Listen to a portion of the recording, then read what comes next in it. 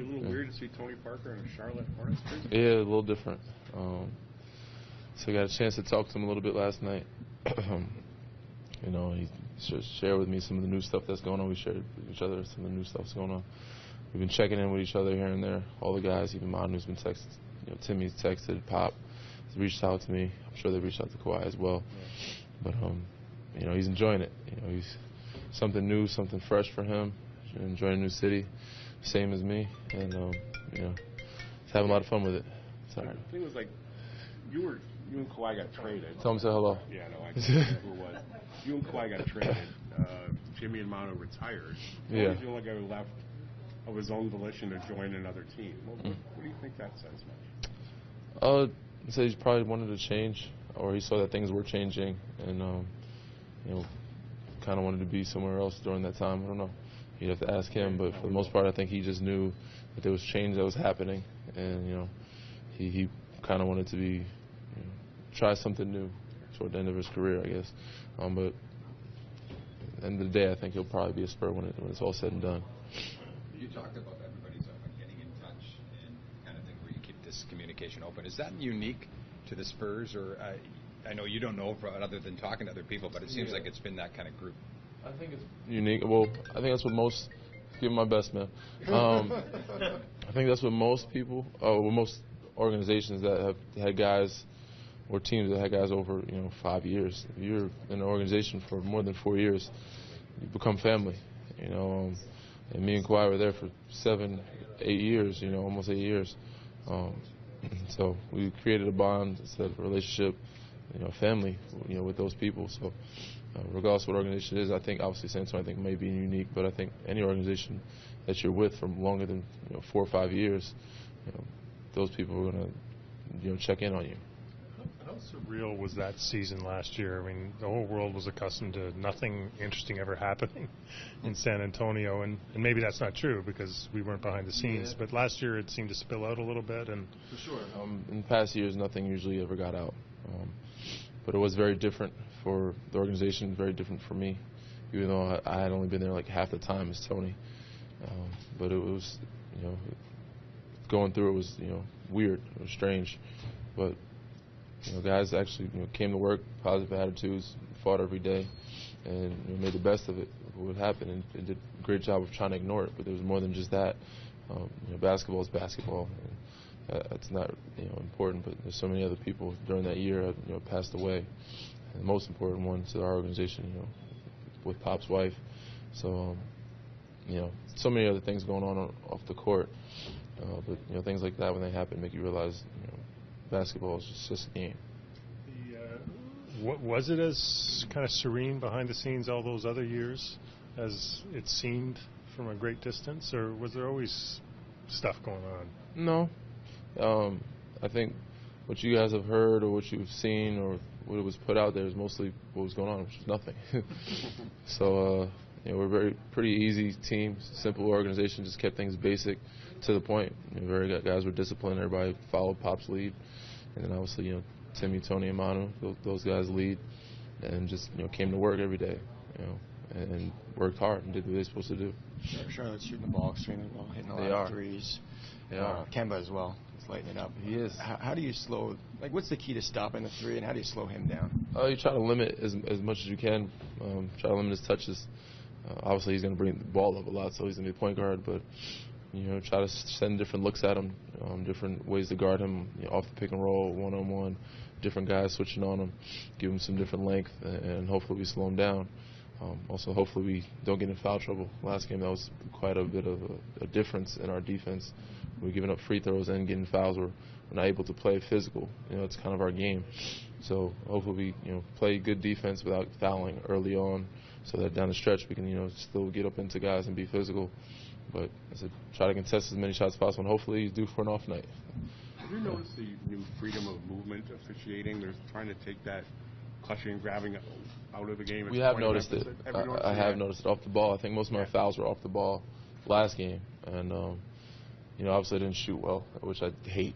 Nobody wants to shoot poorly, but for me, what bothered me the most is my way of impacting game when I'm shooting poorly is playing defense, and I couldn't really play the way I wanted to because I had 4 fouls most of the game and 5 fouls. We had a lot of guys with 5 fouls, so it was tough, playing in a situation like that where you're playing with 5 fouls most of the game, and you guard a guy like Bradley Beal who's probably had his last 6 shots, and you don't want to foul out. So, but is it hard to get used to that sort of restricting movement? A little bit, because it's predicated toward the offense has an advantage, and a lot of times they don't see the first initial hit, and a lot of times your reaction as you're falling is to grab somebody, or if they grab you, they only see the defense sometimes. But we got to use it to our advantage offensively, and defensively, just practice playing defense without using our hands. Every year there's a point of emphasis or multiple points of emphasis, and some people say by December it goes away. How much of it is players getting used to the new emphasis, and how much of it is like the referees sort of lightening up along the way in general? I know it's a general question. It's a little bit of both. Yeah.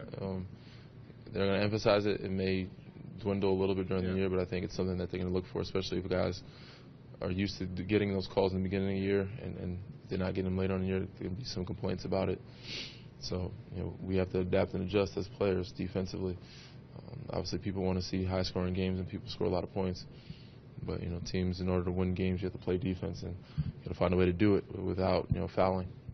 Kyle, you only got to see him a couple times a year. Yeah. Is there something that you've noticed that maybe you didn't notice playing against him, like how good, because he's been playing? He's playing amazing right now.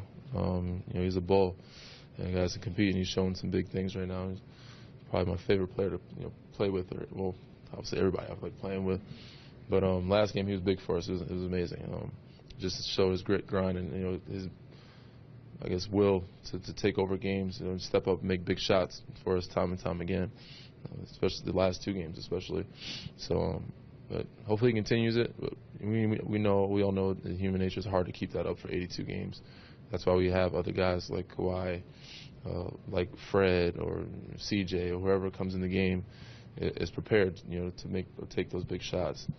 So we got to give that guy some type of help sometimes, and hopefully he doesn't have to do it all again tonight. But we said we have Kawhi back.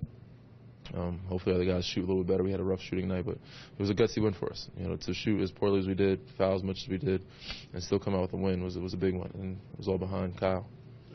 Does having a Tony on the other side, or even James, the head coach, who's a long-time assistant, does it make it a little more fun than your average Monday? For sure. I mean, it's always great to see them. It's always great to see those guys and catch up. It makes it a little more fun to compete against the guys pretty well, and also see where they're thinking, where their head's at, what their theories may be, and try to give my team a heads up of their habits and try to stop those things. But other than that, I'm trying to win. With all those Spurs coaches out there, do you feel like you have an advantage? There's a lot of them. Is there a lot that you recognize playing? For sure. The whole Brooklyn organization is damn near Spurs. That's why I played so well against them in the preseason. No, I just got lucky. But no, you see a lot of those guys, man. They all throughout the league. They have a lot of the same habits, same tendencies, same type of offense, same type of system. So it's easier to adapt and adjust to and to read some of the plays. But they put a little wrinkles here and there in some of the things they do, and they're still great at it. Even though it's coming, it's still hard to stop because guys are good in this league. They're really good players, and they make it to where their best players are in the right positions to be successful or to score. And even though you see it's coming, we ran the plays for the 7 years that I was there. We ran the same 3 plays at the end of the stretch of games, and people knew we were coming. They still couldn't stop it. So, but that's the fun part of the game. Some high-profile coaches, their systems don't go on to be successful head coaches. Mm-hmm. Pops have. Mm-hmm. What do you think that might be? Pop knows what he's doing. I think if they follow what he's doing, they kind of know what they're doing. Best guess. Just getting their players to buy in is the biggest thing, I think. Pop lets everybody know that the game is bigger than you. You're not bigger than the game. And recruiting good people first. I think that's where a lot of guys take from that. Be able to find coachable guys and let them know, to be selfless and to play the game, as a group. And, from there, that's when it makes the game a lot easier and it makes them a lot easier to coach it. Danny, going back to Kyle for a second, he has the reputation of having a high basketball IQ, and you can see that when you play against him, but you learn more about him when you're in the same room with him and on the court. His basketball IQ. For sure. Yeah. Just by going through walkthroughs a lot of times, and what he sees offensively on clips or defensively on clips, and adjustments he makes. He knows the game very well, and he said he makes the game a lot easier for us, and me especially. And he still puts a lot of confidence in us. He's not the type of guy to talk down his teammates. Obviously, he's going to help those little younger guys get through some things or learn from it. Still help me learn from some things too, but he's going to encourage you. It's a good shot. Keep taking those ones we need. Defensively, he's here. We're talking. He's good at communicating. He's good at leading. Not just by voice, but by example.